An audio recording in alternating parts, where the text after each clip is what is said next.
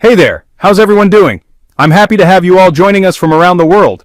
If you're new here, welcome to the family. Don't forget to like and subscribe. So, Zelensky in Ukraine, or let's say the Zelensky regime, is clearly trying to drag this war out. Everything he did today, especially the attack on Moscow, makes that obvious. And we want to dig into the details of this major strike on Russia. It was a serious attack at a critical time, which shows that this war is far from over. Peace be upon you and welcome everyone. I hope you're all doing well. Sorry to repeat myself, but let me just say again, those platforms filled with beggars and girls dancing for views?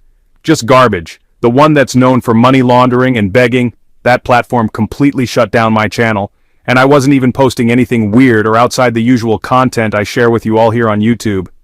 This really highlights the difference between a respectable platform and one that doesn't want anyone to say anything meaningful. They just want people to dance and beg for money.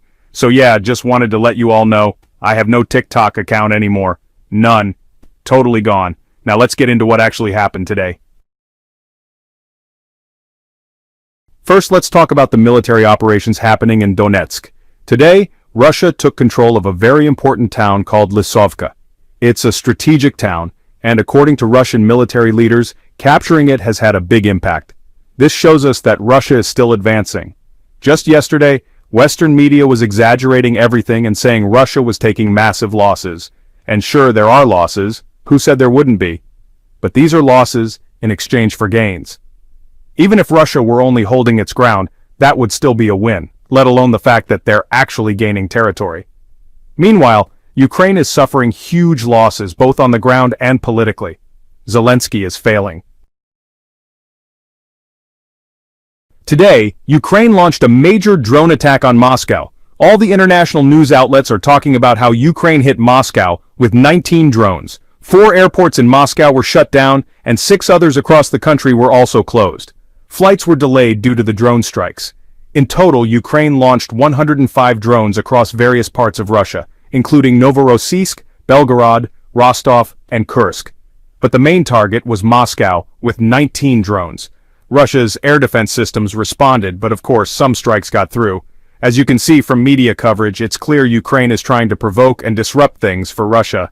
But honestly, this isn't the strategy of a country genuinely trying to defend itself, it's just dirty tactics. And let's not forget, Ukraine did this on a symbolic day for Russia. May 9th is Victory Day, the day they celebrate their win over the Nazis. It's a sacred day for them. So Ukraine choosing to strike just before that clearly shows they want to make Russia look unstable and weak to the world. What's more shocking is how Western media is covering this. No one's talking about the Russian casualties. People actually died. For example, in Kherson alone, 7 people were killed and 20 injured. In Novorossiysk, 5 were hurt. In Kursk, 2 women in a car were hit by a drone and died.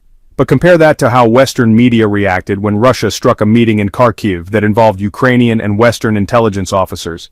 Back then, the West cried out saying Russia was committing war crimes. But now, when Ukraine hits Russian cities and even Moscow, they call it strategy and tactical warfare.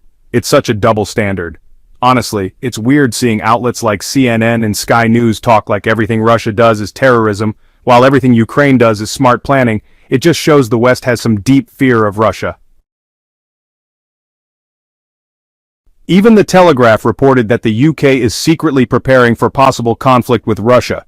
Apparently, the British government believes there's a real chance of a Russian strike and is drawing up military plans in response. So this raises the question, is this just the UK trying to build up public hatred toward Russia? Or is it an acknowledgement that Russia's actually becoming stronger?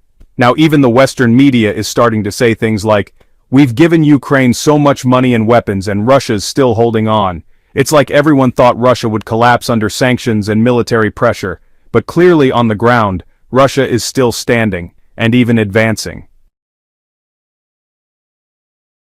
The goal of today's drone attack seems clear: to embarrass Russia in front of the world, disrupt the celebrations. And yes, some cities on the Black Sea have canceled their Victory Day events because of what happened. The celebrations are now being limited to certain Russian cities. Despite all this, the Kremlin issued a statement about a proposed ceasefire. Russia says it's still committed to a ceasefire on May 8th, 9th, and 10th. But of course, Zelensky wasn't having it. He called the idea an insult to the intelligence of the people. So, basically, back when Russia offered a 36-hour ceasefire during Easter, no one said it was an insult to people's intelligence.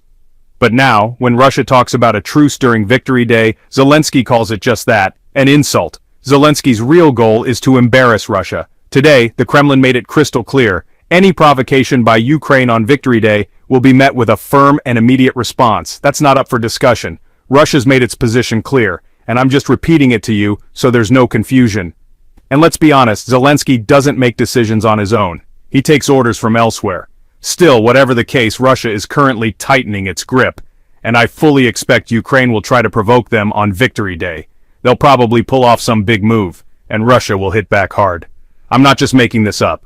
It's what we've seen before, and now it's playing out again. Interestingly, the UAE has often been involved in mediating prisoner exchanges between Russia and Ukraine. Just today, another swap took place. 205 prisoners on each side were exchanged. So, as we can see, the war is still ongoing. Now, what about the Americans' role in all this? Well, today, the U.S. Secretary of State hinted that America might scale back its involvement in peace talks between Russia and Ukraine. In other words, they might be stepping away. Let me just say something honestly. When I look at what Zelensky is doing, it's hard to believe he's actually the president of a country in the middle of a war. I mean, he seems more interested in keeping the war going than ending it. You never see him pushing seriously for peace. They say, let's do peace talks, and he says, okay, but only for 30 days.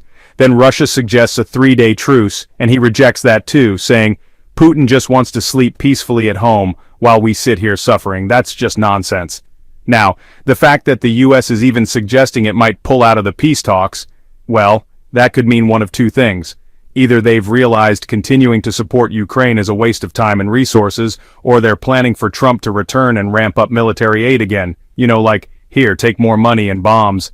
And now Ukraine is announcing that it's receiving 3 million artillery shells along with a whole batch of new weapons. Like, out of nowhere, they're suddenly being handed everything. It's not exactly subtle. I don't want to drag this video on too long, but I'm predicting something here. This year's Victory Day celebrations in Russia won't be like in previous years. This year will be different. In past years, Ukraine never provoked Russia around this holiday, but that's because they weren't losing this badly. If we look at just the past year, between last year's Victory Day and this year's, Russia lost control of Kursk for a bit, then took it back in August. And now Ukraine doesn't have even an inch of land there. Russia's been advancing steadily, especially in the last few months of last year. November and December saw massive gains. Ukraine knows it's losing badly, so what's their move? Try to distract from their failure by launching flashy attacks just to look strong to their people and the world. It's exactly what I expected, and I'm telling you, I have a strong feeling Zelensky is not going to come out of this well.